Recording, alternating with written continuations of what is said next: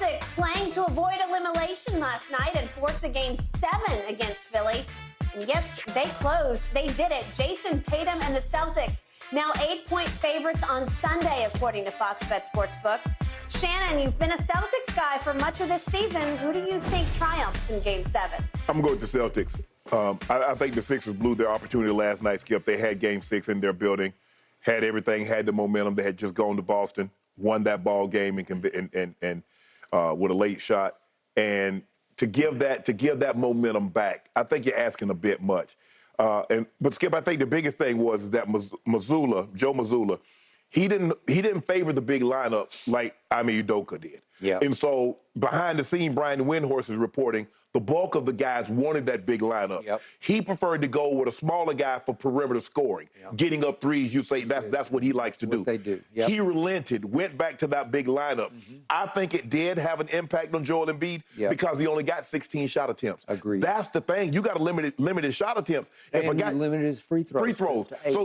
So Skip, if you limit a guy that shoots, he's going to shoot 24, 25 times, even if he goes 12 or 24. By the time you factor those free throws, he's going to be well into the 30s. And so I thought Robert Williams, and it helped him on the glass.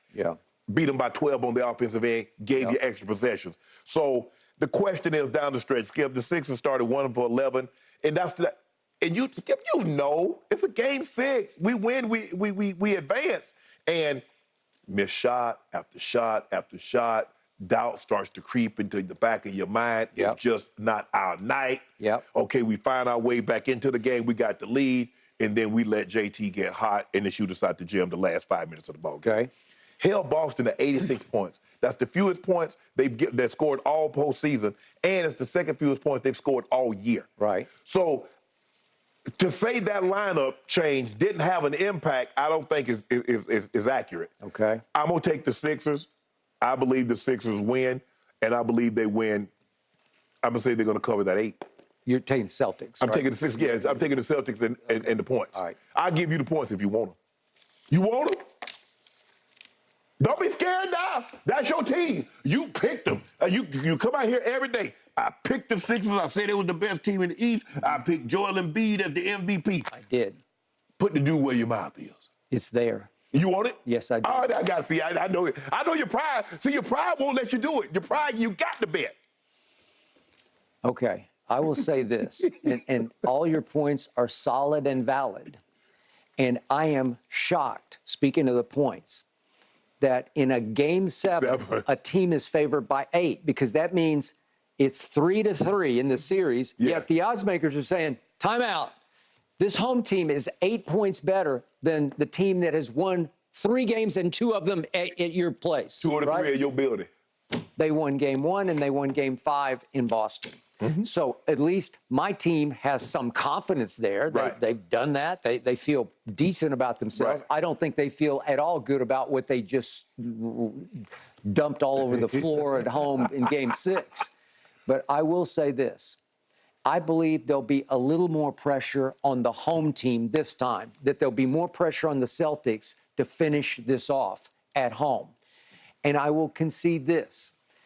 If my team is going to win this, and I'm still picking them to win it because I did pick them to win this series, if not the whole East. But if they're going to win it, it will be because the Celtics blow it. That's what's going to have to happen. The Celtics are going to have to blow it. And the Celtics have had glitches all year long that I keep reminding you of. They did lose 3 times to Orlando. Twice in Boston, they lost to Orlando. They lost 3 to the Knicks and 3 to Cleveland, and I can go on and on. They lost a game at Houston. They lost a game at Washington. They had glitches where you'd say, God, they're better than that and that and that. Still, the final record, great. Second best, okay? But they never looked quite right to me, and I don't think they play with quite the defensive intensity under this coach, who favors more, let's just shoot them out of the gym, than they did under Ime Udoka. Yeah, but if you think about it, if you look at the Celtics from last year, when Udoka was there, it was the last stretch in which they played well, in which they turned up the defensive intensity. When they went like 21-5 over their last 21-4 over the last 25 ball games, because that defensive intensity wasn't there. They just flipped the script, and all of a sudden they carried them all the way to the NBA Finals. All right, I got it.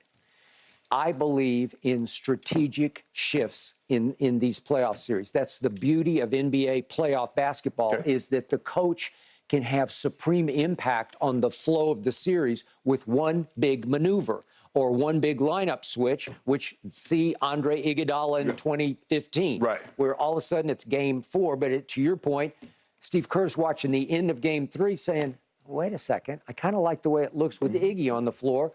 Let's start Iggy. Let's put him on LeBron. Let's hope LeBron has to guard him, and everything flipped from that point forward. Okay, that's a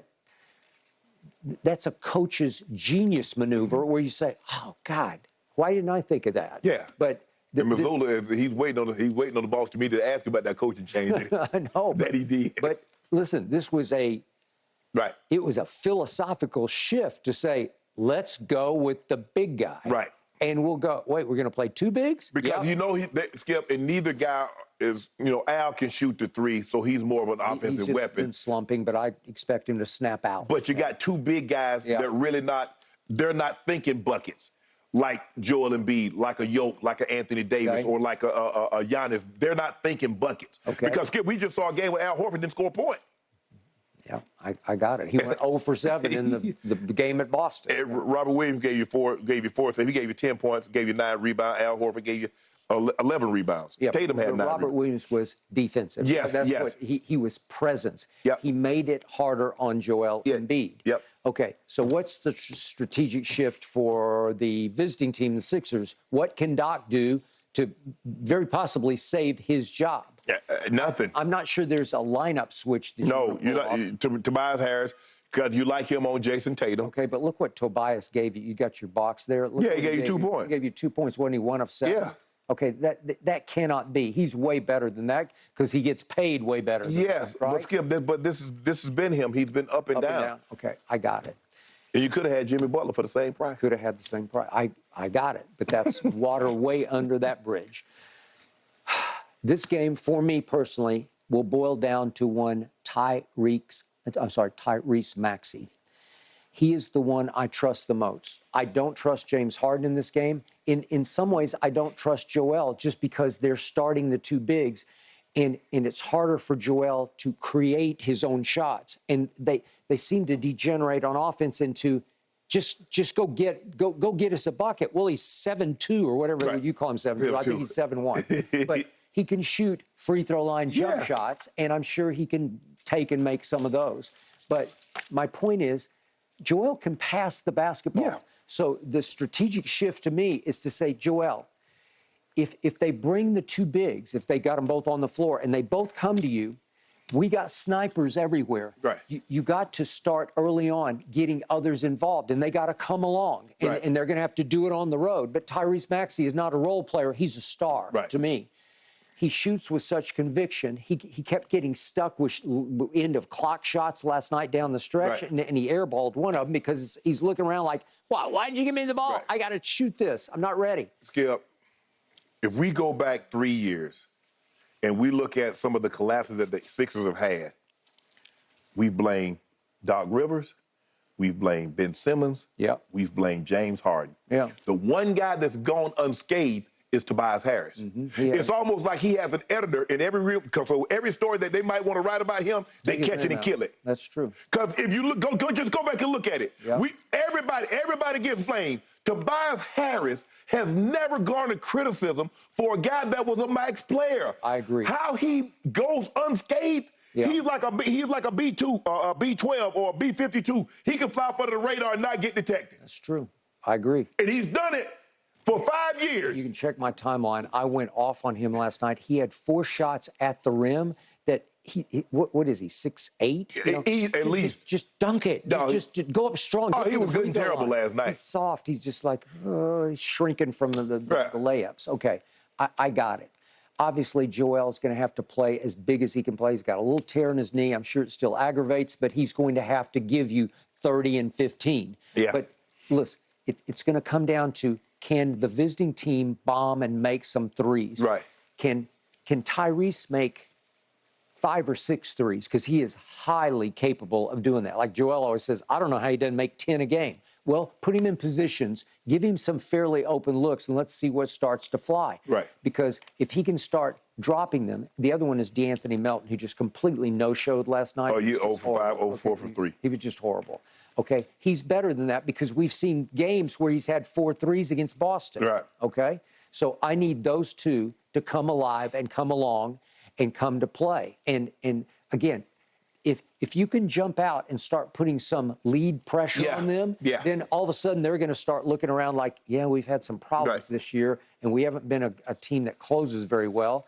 Okay, the Sixers just handed you one last night, and you finally closed because they couldn't. That's what happened. And Skip, for the longest time, I mean, Tobias Harris was supposed to be the third option. And here he is again. He done got bypassed by Maxey. All right, he has. That is correct. Okay, but Tobias, if you look at that previous game 5 at Boston, he was pretty good in that game. But he got off right, and he was freewheeling. Okay, so I'll take the 8, and I'm good with the 8. 2 points. Yeah. You played 42 minutes to get you 2 points. Skip, I sat on my couch. As a matter of fact, I had some lemon Oreos, and I had some potato chips. Okay. He has 2 more points than me, and he played 42 minutes. I ain't go up the court one time. Well, okay. I mean, 42 minutes. It's hard for me to look. I ain't picked up a basketball in 30 plus years. I think I can get in 42 minutes of an NBA game with 2 repaired hips. I think I can stumble into 2 points. I think you could score 4 points. I'm gonna set a screen and somebody run me over, and I'm gonna go to the free throw line. I get something. You'd score 4 at least. I would give you 4. Are you an NBA player and you play 42 minutes? I don't know. But he's flown under the radar. He's done a good job. He got a great PR team. Okay. You're probably right. This probably is Boston's night. Big celebration, on to the conference finals. But I'm sticking with my Sixers. I'm looking pretty good. I had the Nuggets. Looking pretty good. Got the Heat. Got the Lakers. Got the Celtics. I think there's a lot of revisionist history. And no revision is nothing. Wait, you had the Bucks. I had the Bucks, but we repicked. Okay, and you took the Sixers. You have the Lakers on this other half. You don't have the Nuggets. You have the Lakers. No, I'm saying against the Suns. Oh, okay. Well. See, I got cases to do. I got like 5 cases last night. You didn't have it. We didn't bet any cases. You didn't bet that. Whoa, wait a minute. Suns? Yes, on the series, Nuggets versus the Suns. You took Suns in 6. I took Nuggets in 7. Okay, do we bet on that? Yes. Any bets. You always bet on Kevin Durant, the best player on the planet. Well, he used to be. Ah. Yeah. So what did he on a different planet, or he's no longer the best player? Well, he crippled LeBron's legacy. That's all I know. He crippled it. Well, actually, he helped LeBron's legacy, because what you seeing is that outside of Golden State, it ain't the same. When he went to Golden State, he cost you 2 rings. Skip, think about what you said. Think about what you said. He had an opportunity at Brooklyn. Yeah. It got so bad he wanted out of Brooklyn. And then he went to Phoenix, and it was an epic. I think he's semi-retired. That man ain't semi-retired. Stop it. Don't do that. Well, he beat you twice head-to-head. No, the Golden State Warriors. Did he not cost you 2 rings? Yes, Skip. Yes. But you do realize, everybody kept saying, he the best, drop him anywhere. I know one guy that you can drop him anywhere, and he'll deliver you a title. Really? Mm-hmm. Well, he's lost 6 times in the finals. So dropped him in Miami, you got 2. Dropped him back in Cleveland, you got 1. Dropped him in L.A., you got another. Really? But he's 4-6 in the finals. That's not very good. But guess what? Not even 500. The best player on the planet, how many times he done got to the finals outside of Golden State? Who's the best player on the planet? That was you told me, it was KD. Yeah. Okay, but he went and did that, and then he just said, that's enough. I did it. No, stop. He didn't say he just did it. You make it seem like the man ain't playing hard. He playing hard. I don't think he is. Man, stop I don't see the body language. I don't. I'm serious. I don't think he cares about I see the body language. He's 7 foot tall. Look the same to me. No. He doesn't care. He's a made man. Stop that. See what you're doing? Okay. You see, now you talking about, he don't run the title. No. Okay. No. He's made his money. He got his rings. He's good. He going to make some more money. Yeah. Skip, it just didn't happen. Yeah. Well, we just talked about how he just no-showed for the last 5 games. That wasn't Kevin Durant. Who was it? I don't know who it was. I guess it was Joker. Yeah. Okay, Best player on the gentlemen, planet. back to 76ers Celtics. Let me circle you back to the point. Okay. Real quick, are we putting due on it? So there's He's no scared. allegations of revisionist Are we history on putting Monday due morning. on which? On the Celtics? Yeah. Yes, On I Game got 7. 8 points. We got due on the series. Yeah, we already got to do that's due. That been done. Okay. That been done. I've been divvying that out. Really? Yeah, they got a party. They asked me about a party. I said, I got some due coming for y'all. I donated your due to the party. Really? Yeah, for sure. So this series is completely over. Oh, it's over. Okay. I already donated the due.